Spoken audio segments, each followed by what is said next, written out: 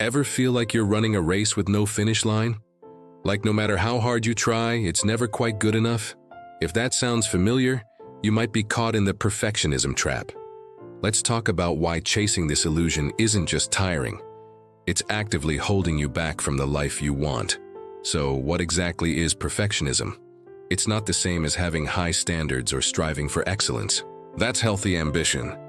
Perfectionism is a belief that anything short of perfect is a failure.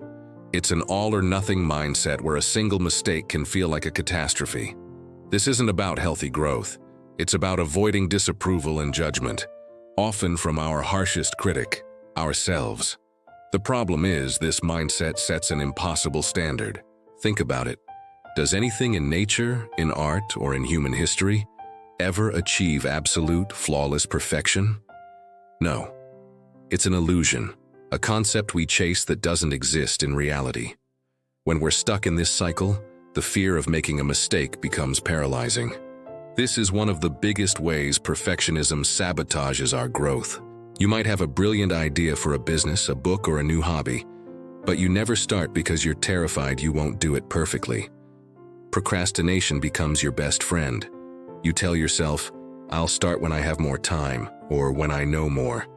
But what you're really saying is, "I'll start when I can guarantee a perfect outcome," which is never. This fear keeps you stuck in your comfort zone, preventing you from taking the very risks that lead to learning, innovation, and personal development. Growth happens through trial and error, not by avoiding error altogether. This constant pressure also takes a huge toll on our mental and emotional health. Living with a relentless inner critic is exhausting. It can lead to chronic stress, anxiety, and even burnout. When your self-worth is tied to your performance, every task becomes a high-stakes test. You might find yourself overworking, endlessly tweaking a project long after it's good enough, sacrificing sleep and neglecting relationships. It's like being on a hamster wheel running faster and faster, but never actually getting anywhere. You might achieve things, but you're often too worried about the next potential failure to enjoy your successes. This constant state of anxiety is simply not sustainable. Now let's flip the script. What if we decided to break up with perfection? What if we chose to embrace imperfection instead? Imagine the freedom.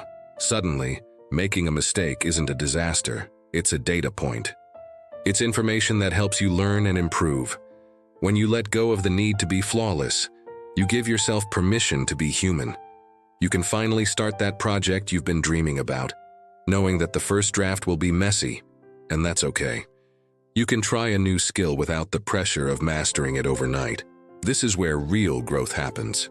It's in the messy middle, in the willingness to be a beginner, to stumble, and to get back up again. Embracing your flaws doesn't mean you stop caring or become complacent.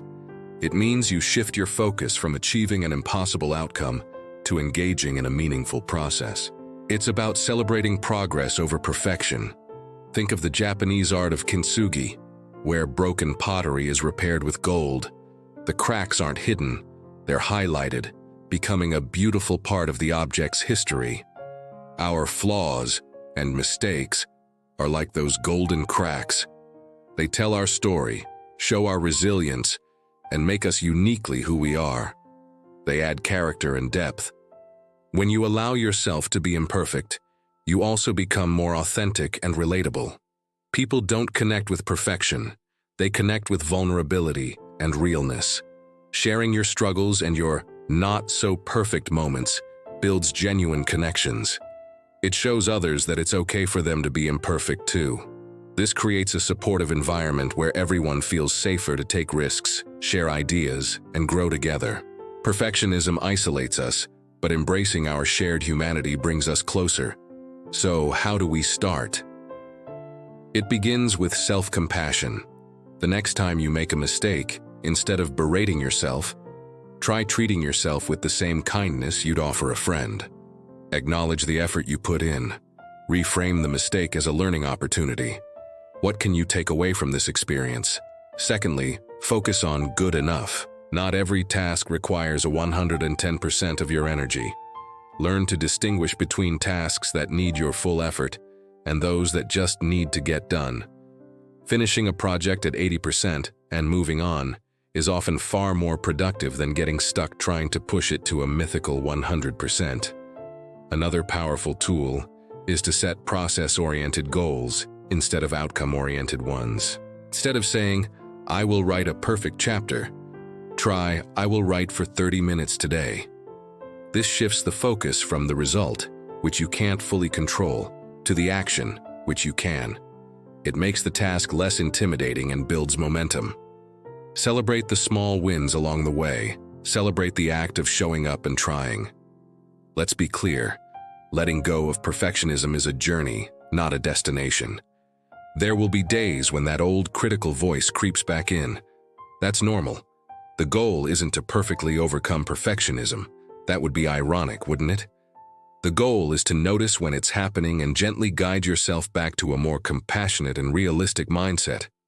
The truth is, the most interesting, successful, and fulfilled people are rarely the ones who never failed. They are the ones who failed, learned, and kept going. They embraced the messy, imperfect process of growth. Your flaws are not your downfall. They are the stepping stones to becoming a more resilient, creative, and authentic version of yourself. So give yourself permission to be beautifully imperfect. Discover the freedom, joy, and profound growth that lie on the other side of that impossible quest for flawlessness. The world doesn't need your perfection. It needs you, with all your unique and wonderful imperfections. Thank you so much for spending this time with me today. If this message resonated with you, please give this video a thumbs up and consider subscribing to the channel for more content on personal growth and mindful living. I'd love to hear your thoughts in the comments below. How has perfectionism shown up in your life? Until next time, be kind to yourself.